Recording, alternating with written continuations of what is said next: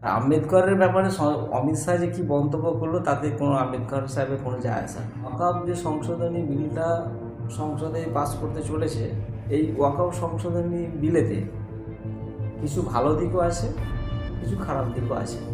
আগে যেমন ছিল যে ওয়াকফ বোর্ডের চেয়ারম্যান যেটা করবে সেটাই শেষ, ডিএমকে এখানে রাখা হয়েছে।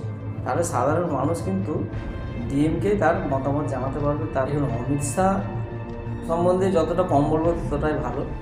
বিভিন্ন যারা রাজনৈতিক বড় নেতা ছিলেন, যারা মনীষী ছিলেন, তাদেরকে বিভিন্নভাবে কটূক্তি করেছেন।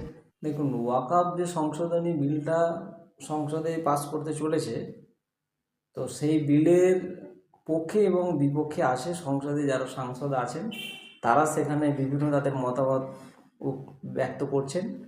আমি যদি ব্যক্তিগতভাবে বলতে চাই, এই ওয়াকফ সংশোধনী বিলেতে কিছু ভালো দিকও আছে, কিছু খারাপ দিকও আছে। যেমন ভালো দিকটার মধ্যে আমি যেটা বলছি যে এইখানে ডিএমকে ক্ষমতা দিয়েছে। আগে যেমন ছিল যে ওয়াকফ বোর্ডের চেয়ারম্যান যেটা করবে সেটাই শেষ, ওয়াকফ বোর্ডের চেয়ারম্যানের উপরে আর কিছু ছিল না। এখন সেই ওয়াকফ বোর্ডের তার যে চেয়ারম্যান আছে, চেয়ারম্যানের ওপরে কিন্তু ডিএমকে এখানে রাখা হয়েছে। তাহলে সাধারণ মানুষ কিন্তু ডিএমকে তার মতামত জানাতে পারবে, তার অভিযোগ জানাতে পারবে।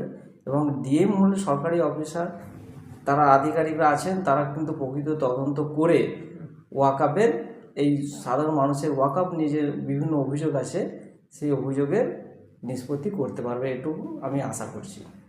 এটা ডিএমকে দায়িত্ব দিয়ে আমার মনে হয় এটা খুব ভালো করেছে। এটা দেখুন, অমিত শাহ সম্বন্ধে যতটা কম বলবো ততটাই ভালো। কেন, অমিত শাহ সাংসদ হওয়ার পর থেকেই বা সাংসদ হওয়ার আগে থেকেই বিভিন্ন যারা রাজনৈতিক বড় নেতা ছিলেন, যারা মনীষী ছিলেন, তাদেরকে বিভিন্নভাবে কটূক্তি করেছেন, ঠিক আছে। আর আম্বেদকরের ব্যাপারে অমিত শাহ যে কী মন্তব্য করলো তাতে কোনো আম্বেদকর সাহেবের কোনো যায় আসে না। আম্বেদকর